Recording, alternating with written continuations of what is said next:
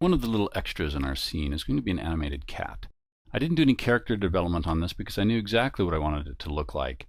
Not particularly friendly. I didn't want it to fall completely into the smooth line type of animation style we'll use for the main character. I wanted this cat to look a little bit disconcerting, a little grungy or scroungy, and just odd, just flat out odd.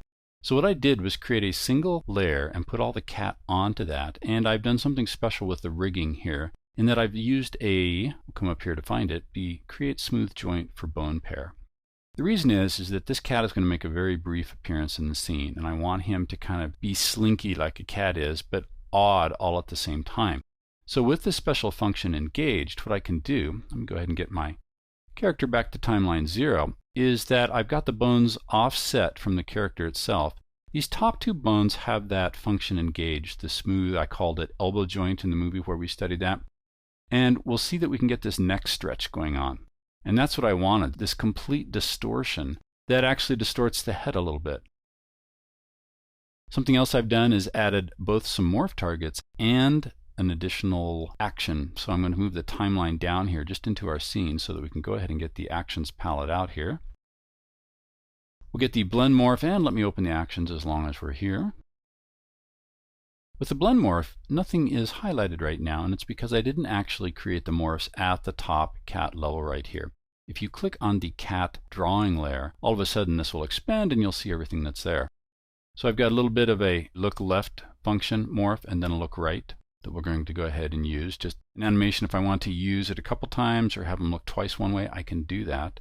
I'll close this for now, but then I also have what I call blink blink, which is just an action where if I go ahead and insert an instance of this, we'll see that as the cat's there, he just blinks twice and stops. So we've got these pre-existing animations here. The reason they're here is because I can work on them in isolation. I don't have to worry about anything going wrong in the main animation. And once I like what's going on here, we simply import the file into the primary animation.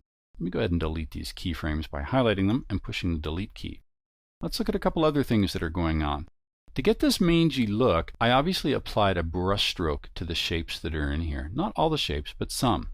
To do that, to ensure consistency and repeatability, I have created some styles for that. I'll expand the Styles palette here, and let me actually get it out of here by coming to Window, going to Styles.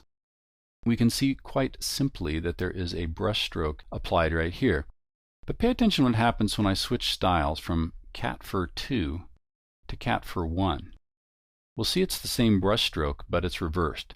If we open the brush options and scroll here, we can see that we've got these two options right here for the smart brushes. One direction, one another. What's the whole point behind that? And you'll notice there's several other brush strokes that have different directions applied to them. These brush strokes function on the direction of the path for the shape that they have. So if the shape is drawn one way, the soft side of the brush will point one direction, and if the path is drawn the other way, then that soft side points in. Well, for this case, I wanted the soft side to always be pointing out. When I flip shapes, the program looks at the shape that's been flipped and goes, oh, look, the path has changed direction. And so it inverts the brush stroke. So depending on what's gone on here, and I flipped the ears so I could only draw them once, I'd simply choose whichever brush style or style itself works for that shape. Pretty nice little tricks, easy to work with. Let me go ahead and reattach the style palette back into the palettes layer there. So that's working with our cat in general. We'll go ahead and bring it into our animation in our next movie.